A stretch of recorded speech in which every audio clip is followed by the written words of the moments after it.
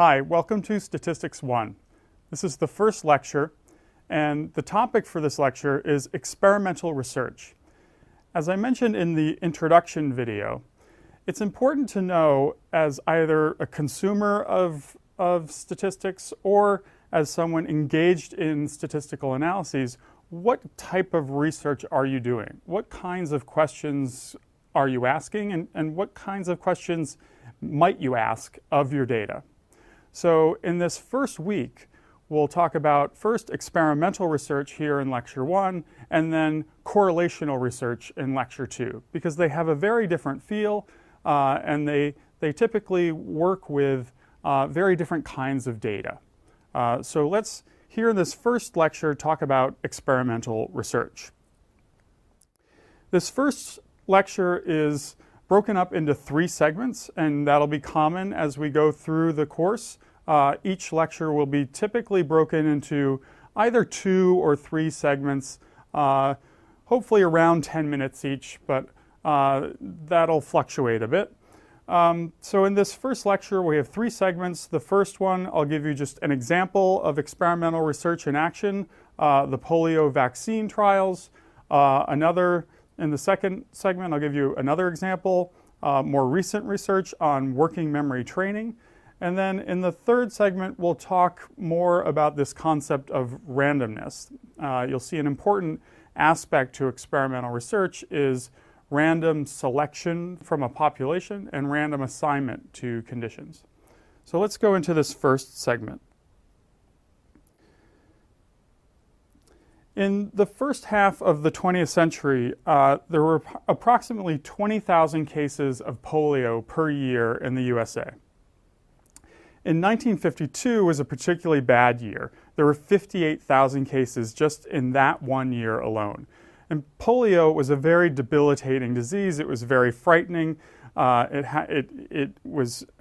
happened among children of all backgrounds. And some years, as I noted here, 1952, were particularly bad and worrying. So in 1952, the first effective polio vaccine was developed by Dr. Jonas Salk. And how do we know, in retrospect, over 60 years later, how do we know that it was effective? Well, through experimental research, more specifically through randomized controlled experiments. And this set of studies is now known as the Salk vaccine trials. One of the greatest examples of experimental research put to use to solve a very critical problem facing modern society. And it's a really great success story of experimental research. So how did it work? Well, to do experimental research, again, go back to the introductory lecture, we need a sample and we need a population. So what was the population? At first, the population was all children in the USA. And actually, the population really is all children worldwide. But these initial studies were funded by the US government, the Salk vaccine trials. So I'll define the population as all children in the US. That's who Salk was hoping he could generalize his vaccine results to, is all children in the US. The sample, of course, he couldn't get his hands on all children in the US. So the sample initially was just 4,000 children from the state of Virginia. That turned out to be pretty promising result from that first sample. So the US government funded the research further, and they expanded the sample ultimately to include 1.8 million children from 44 of the 50 United States. So in this experiment, the independent variable, or what some people might call the treatment, is what the child actually receives. So some children received the actual live vaccine, the polio vaccine, and other children received a placebo. So they got a vaccine, but there was no live polio vaccine. It was just placebo. The dependent variable is what you measure after the treatment. So the dependent variable was you can think of this in one of two ways. One, if you look at the level of the individual child, you could think of it as a polio diagnosis. So each individual child is either going to have a polio diagnosis, so we could score that as a 1, or not be diagnosed with polio, so we score that as a 0. Or if we look at the level of a community of children, so if we look at towns or villages or states, then we could look at the rate of polio among a certain number of children. So two different ways to score this dependent variable.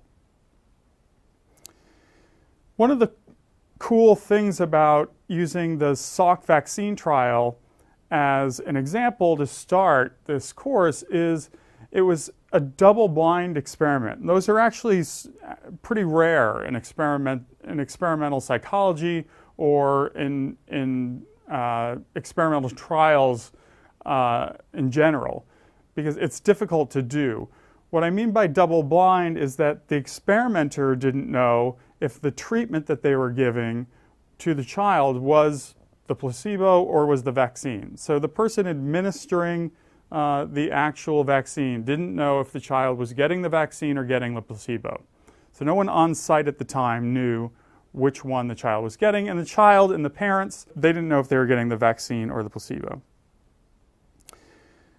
The final results from several trials can be summarized here. This is the rate per 100,000. So children who were given the vaccine, 28 out of 100,000 went on to develop polio, versus the control who got a placebo, 71 out of 100,000 developed polio. So you can see almost 3 times more children who did not receive the vaccine went on to develop polio. So we can see, just looking at these numbers, that this was a success story. And sure enough, the US continued to use the Salk vaccine, and by 1994, polio had been completely eradicated from all of the Americas. So this is a great success story of how we can see experimental research put to use to solve a problem and eradicate what I call bad stuff.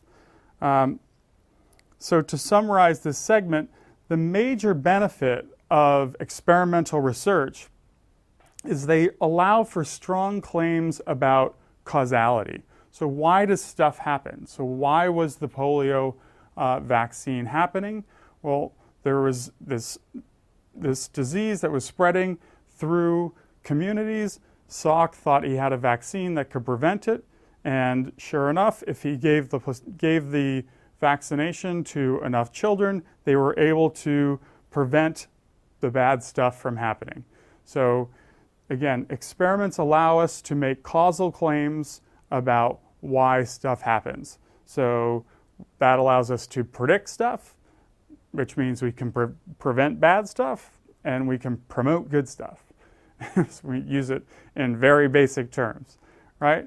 So this is an example where society saw we have a lot of bad stuff happening. We have this disease we have to eradicate, and if we can do an experiment to predict why it's happening and how we can stop it, then indeed we can stop it. And that's what the Salk vaccine trials were able to do. These strong causal claims require a lot of things. So they require what I call true independent variables. That is, a group of subjects, or in this case, a group of children, come to a facility and they're randomly assigned to receive one level of a variable or another. So they were randomly assigned to receive the vaccine or the placebo. That's a true independent variable. I'll talk in the next lecture about sort of quasi-independent variables that aren't as strong as this.